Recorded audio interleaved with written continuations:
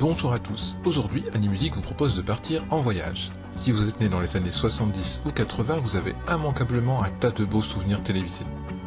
Mais ne vous êtes-vous jamais demandé à quoi ressemblerait ceci si vous aviez grandi dans un autre pays? C'est ce que nous allons essayer de vous faire découvrir au travers de cette émission. Et aujourd'hui, direction l'Espagne.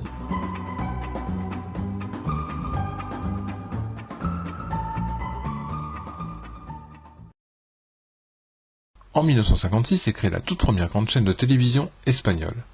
Évidemment, il s'agit d'une chaîne publique, son nom est la TVE. Ces programmes étaient encore en noir et blanc et il faudra attendre pas moins de 10 ans pour voir apparaître une seconde chaîne, la TVE 2.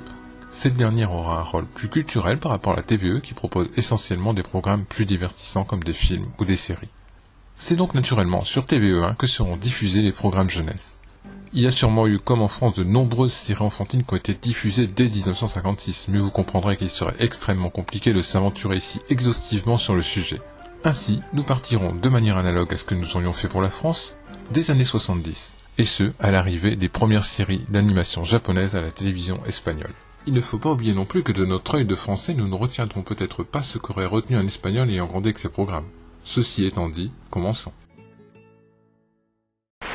Notre histoire débutera donc en 1975 quand une petite fille vivant dans les Alpes avec son grand-père va révolutionner la télévision. Il s'agit bien sûr de Heidi.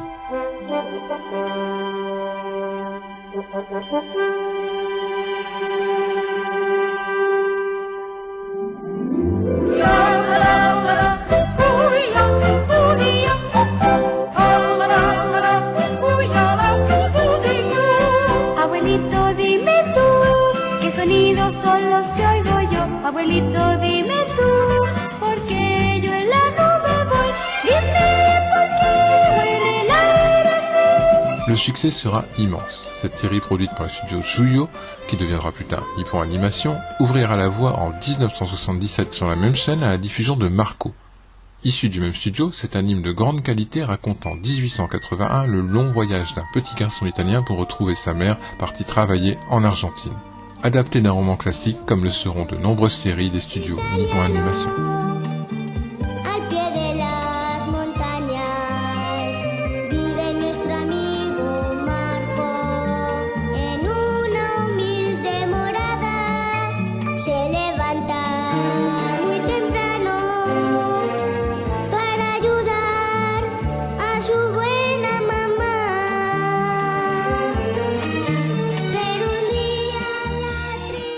Un an plus tard, très exactement le samedi 4 mars 1978, la télévision espagnole va se retrouver secouée par l'arrivée d'un dessin animé nippon d'un genre nouveau. Mettant en scène un robot géant qui lutte contre des monstres d'acier dans des combats de titans, Mazinger Z débarque à l'antenne et ce sera un triomphe. La maldad y el terror hoy puede dominar y con él su robot Mazinger. Mazinger es fuerte y muy bravo, es una furia. No pueden con él, preparado a combatir está. Es inmortal, el robot siempre lucha por la paz. Su amistad y su amor Koji puede controlar. La verdad con Mazinger. Sí. Et oui, contrairement à la France ou à l'Italie, ce n'est pas Goldorak que les petits Espagnols aduleront tel un dieu, mais son ancêtre, le robot fondateur, Mazinger. Comme dans d'autres pays européens, la diffusion se fera dans la douleur. Les critiques sur la violence de la série sont nombreuses et le héros de métal est, comme son homologue en France, vite assimilé à des interprétations complotistes totalement fantaisistes. Tant et si bien que sur les 33 épisodes acquis sur la chaîne, sur les 92 que compte la série, seuls 27 seront diffusés avant que la série ne disparaisse purement et simplement des écrans. Seuls 5 épisodes seront tout de même diffusés aux alentours de Noël 1979 et Mazinger tirera alors sa révérence pour une très longue période puisqu'il faudra attendre les années 90 pour le retrouver de nouveau à l'antenne. Ainsi, les décideurs de la TVE de l'époque ont préféré sacrifier une série qui faisait ses beaux jours, pulvérisant les audiences et dont les produits dérivés se vendaient comme des petits pains. Mais preuve de sa popularité encore aujourd'hui, vous pouvez admirer si vous vous rendez en Catalogne, à Tarragona, la statue érigée à son effigie d'une hauteur tout de même de 14 mètres. Suite à cet épisode, les séries japonaises de science-fiction ne déferleront évidemment pas sur les petits écrans espagnols. C'est par une voie détournée que l'une d'entre elles va cependant arriver et marquera là encore de façon durable les esprits.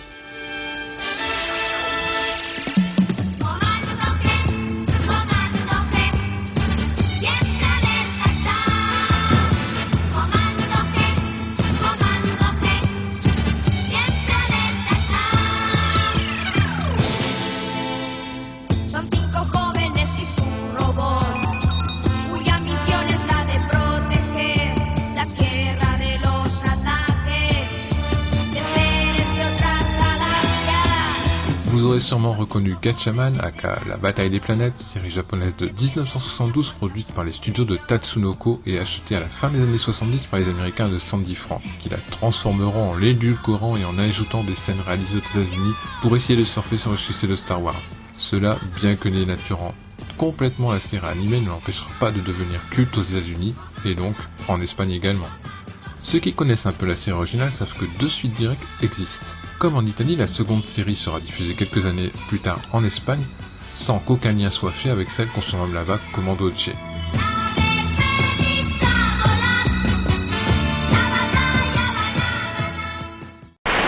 Comment parler des programmes jeunesse en Espagne sans évoquer la société BRB International ?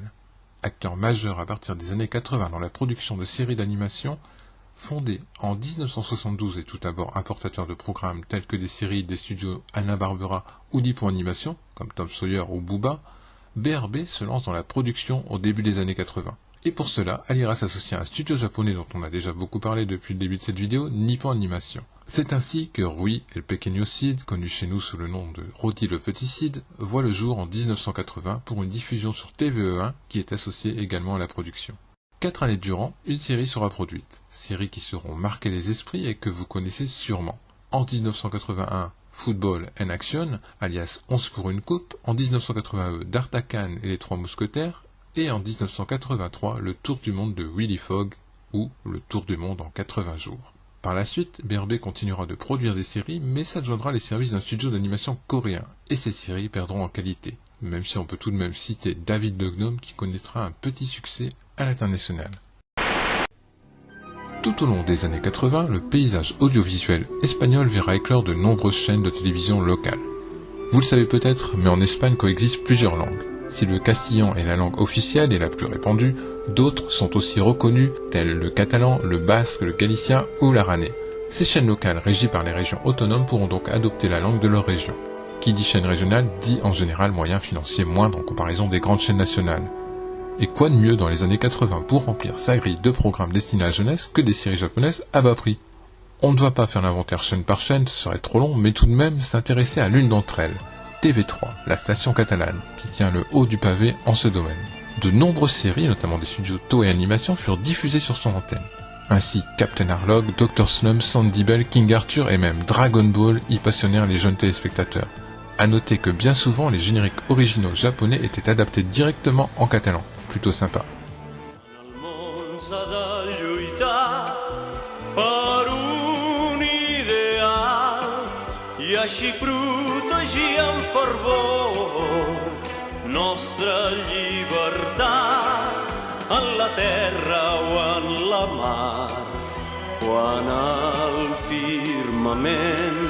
Amb la nau espacial lluitaré jo en busca de pau. TV3, toujours elle, intégrera à partir de 1991 une émission jeunesse à ses programmes composée de sketchs, musique et dessins animés, un peu dans le modèle de ce que nous avons connu en France. Le club Super 3 connaîtra une longévité pour le moins exceptionnelle, puisqu'il sera diffusé jusqu'en 2006, date à laquelle il intégrera une chaîne 100% dédiée à la jeunesse. Em sap molt de greu, jo... En fi...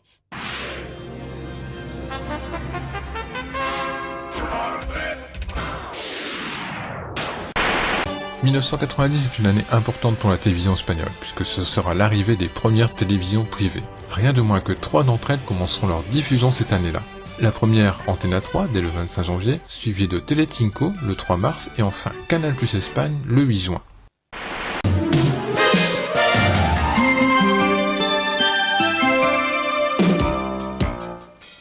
Alors que ces petites nouvelles s'installaient tout doucement, la télévision publique, la TVE, propose de manière surprenante compte tenu de son propos une nouvelle série japonaise sur son antenne, qui va marquer profondément le public. Guardianes del universo al triunfar el mal, sin dudarlo salen a combatir por un mundo ideal. Caballeros del Zodiaco. Et oui, vous aurez certainement identifié ce générique bien connu chez nous. Saint Seiya, alias Caballeros del Zodiaco, débarque sur la télévision publique espagnole. Et c'est via AB Productions que la série arrive, ce qui explique que l'on y retrouve notre thème bien connu. Cependant, encore une fois, la violence de la série n'incite pas la chaîne à poursuivre l'aventure et laissera les fans espagnols orphelins à la fin du 26e épisode. Mais les Chevaliers n'avaient heureusement pas dit leur dernier mot. Saint Seiya ne sera d'ailleurs pas la seule série japonaise à avoir transité par AB Productions avant d'arriver en Espagne. Ainsi, TVE1 diffusera notamment des séries tokusatsu comme Liveman, sous le titre de Bioman, J-Ban ou Turbo Rangers.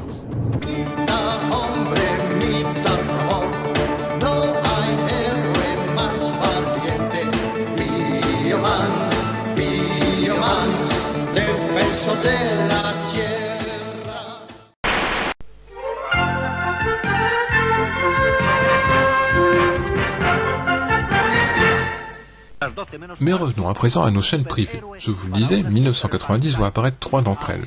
On laissera de côté Canal+, pour s'attarder un peu plus sur les 2 autres, en commençant par Telecinco. Je pense que ceux qui ont connu la télévision des années 80 et du début des années 90 en France reconnaissent ce logo. Et oui, c'est bien celui de la 5. Et pour cause, le groupe Mediaset de Silvio Berlusconi était investi, encore aujourd'hui d'ailleurs, pour une bonne part dans le capital de cette nouvelle chaîne. Telecinco diffusera, vous vous en doutez, de nombreuses séries d'animation japonaises et permettra le retour des Caballeros del Zodiaco, cette fois-ci pour une diffusion intégrale qui remportera un énorme succès. La station lancera son émission destinée à la jeunesse, Super Why, après avoir débauché ses animateurs chez la concurrence. Cette émission diffusera donc Les Chevaliers, mais aussi tout un tas de séries bien connues et vues dans notre pays sur la 5. Captain Tsubasa, alias Olive et Tom, renommé Campeones, Max et compagnie, Jeanne et Serge, Amy, etc. Et encore une fois, toutes ces séries ayant transité par l'Italie, on retrouvera des génériques bien connus également chez nous. Et si vous voulez tout savoir, la Cristina d'Avena espagnole s'appelle Sol Pilas et interprétera donc la plupart des chansons de ces séries animées.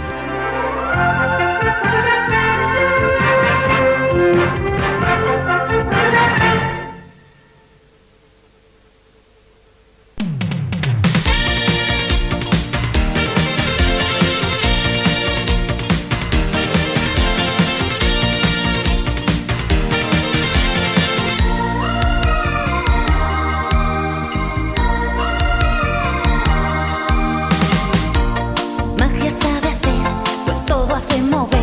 Mi amigo Johnny con el pensamiento es tímido y sincero, te puede sorprender lo que hace en un momento. Juana y Sergio son ahora dos enamorados. Sergio y Juana, dos deportistas y un amor.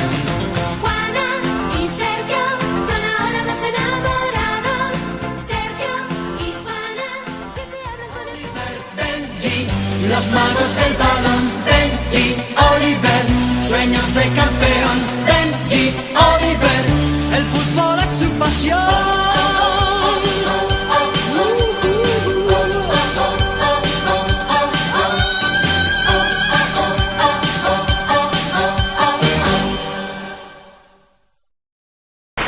Me gusta la música, En Megatrix tienes la música que más te gusta. las series. Los dibujos. Vive las... L'autre grande nouvelle chaîne est Antena 3. Là aussi, il y aurait beaucoup à dire. Force est de constater qu'elle a littéralement gâté les enfants, car au travers de ses émissions leur étant destinées, comme la Merendia ou Club Megatrix, moult séries furent diffusées. Des classiques du studio Nippon Animation à Ranma à demi en passant par Juliette Je t'aime, d'ailleurs diffusée sous ce titre. Si, écoutez. Juliette, je t'aime. Juliette,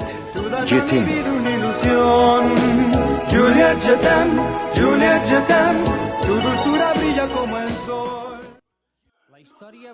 Si pour nous la fin des années 80 représente l'âge d'or, l'époque dorée est à n'en pas douter les années 90 pour nos voisins espagnols. Pour finir, je voudrais juste évoquer le cas Dragon Ball Z en Espagne. Comme je vous l'ai dit, plusieurs langues se côtoient dans le pays. Cette situation a ainsi vu la série adaptée en pas moins de 5 versions différentes pour l'Espagne. Si vous ajoutez à ça le fait que la série était bien souvent adaptée de la version française d'AB Productions, avec nos censures et nos erreurs d'adaptation, sans parler de notre générique,